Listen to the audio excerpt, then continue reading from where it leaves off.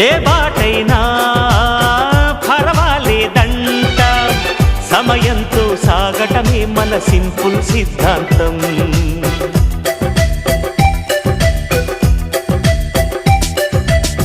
చిరుగాలికి పరిమళమిచ్చే సిరిమల్లెల వనమై ఉందాం, గగనాన్ని నేలను కలిపే హరివిల్లుల వంతెన అవుదాం. ఆనందం అంటే అర్థం మనమందా, ప్రతి పూట పాటై సాగే హుషారు సరిగమలో. ఎన్నో ఎన్నో రాగాలుండే సంగీతం కాదా, చల్లకి నవ్వుల కేరింత.